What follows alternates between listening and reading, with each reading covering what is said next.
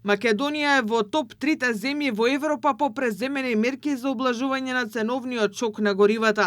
Меѓународниот монетарен фонд ја стави Македонија на 3-та позиција на стариот континент за ефикасно справување со кризата по конфликтот на Блискиот Исток, а откако владата ги продолжи мерките се очекува намалување од £1,5 на дизелот и бензините на утрешната седница на регулаторната комисија. Македонија го задржува првото место во регионот по најефтини горива. Владата одлучи до 4 мај да остане на сила мерката намалување на акцизите за нафтата за £4, односно на бензините за £2 по литар. ДДВ-то за бензините ќе остане на 10%, додека за нафтата се враќа на 18%. Премиерот Христијан Мицкоски вели дека владата навремено интервенирала, со што се спречи наглото зголемување на цените на нафтените деривати.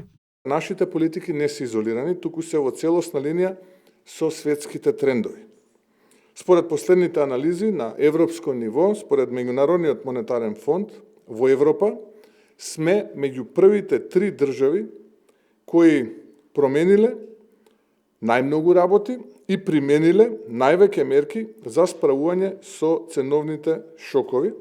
Со оглед на тоа дека откупните цени на дизелот паѓаат, владата одлучи ДДВ-то да се врати на 18%, рече премиерот, бидејќи покрај тоа сепак има поевтинување на дизелот.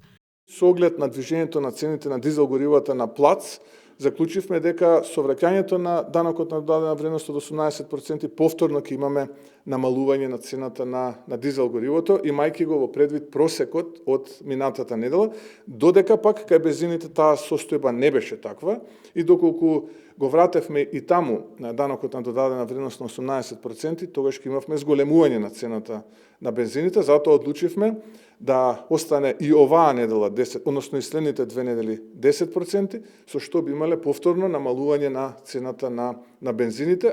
Паралелно за намалувањето на цената ќе придонесе и продолжувањето на попустот кој ОКТА го дава на комитентите од £3 на литар за дизел горивото, односно £2 за бензините и ќе трае до крајот на април. Премиерот вели дека со ова сите лаги на СДСМ паднаа во вода.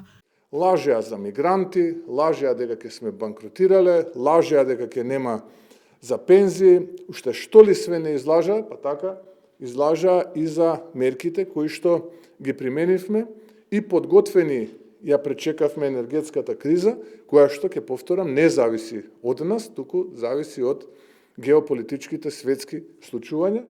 Владата преку мерките засега успева да обезбеди сигурност и кај граѓаните, но и кај бизнис секторот. Од владата стојат на ставот дека тие и понатаму секојдневно ќе следат состојбата и ако треба веднаш ќе реагираат со нови мерки.